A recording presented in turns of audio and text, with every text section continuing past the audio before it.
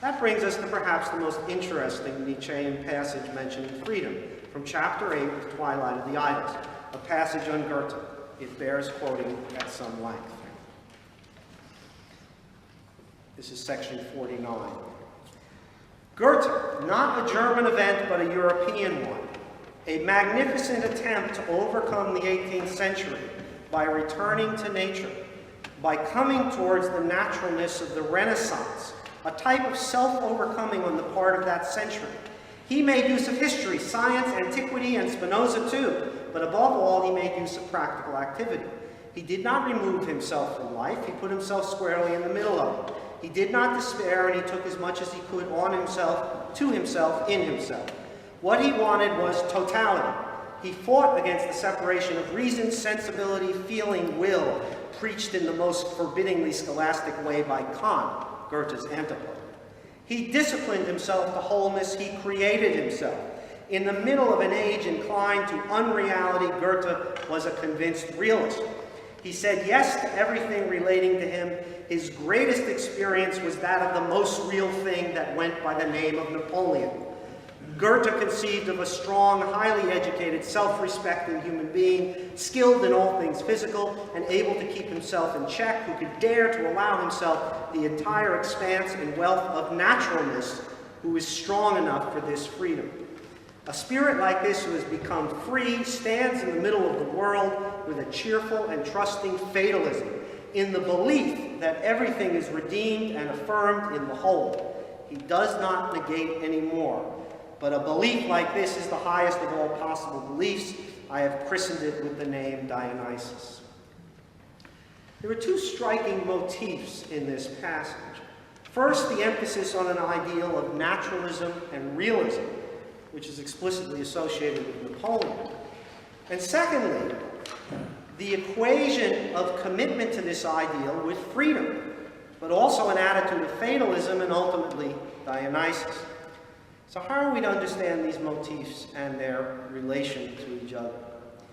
The immediately preceding section of Twilight, section 48, in fact concerns Napoleon and his, quote, high, free, even terrible nature and naturalness.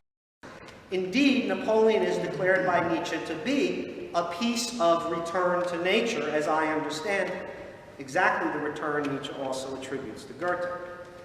If we understand the sense in which Napoleon returns to nature and exemplifies the natural, we will understand something about the meaning of freedom in the following section.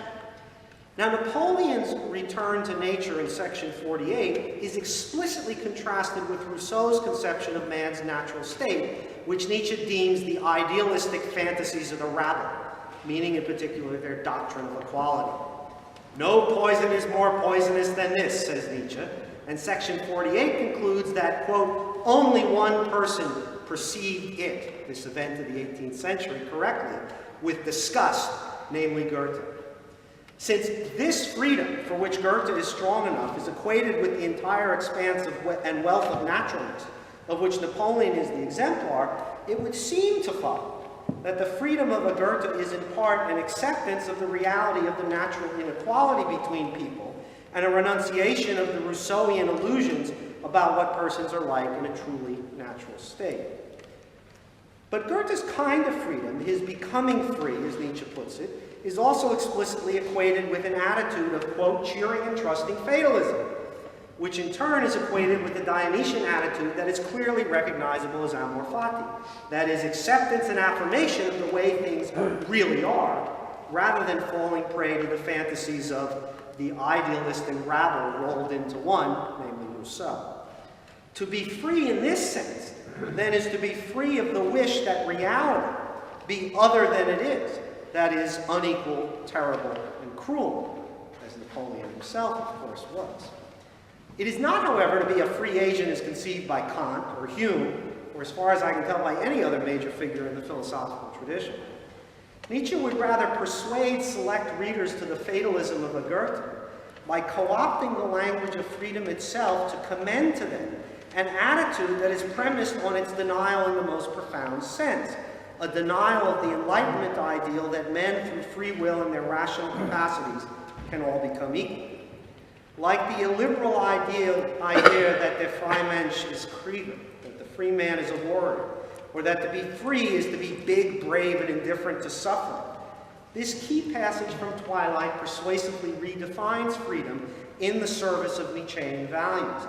In this case, the illiberal idea that to be truly free is to be not just reconciled to, but to affirm the essential inequality of persons.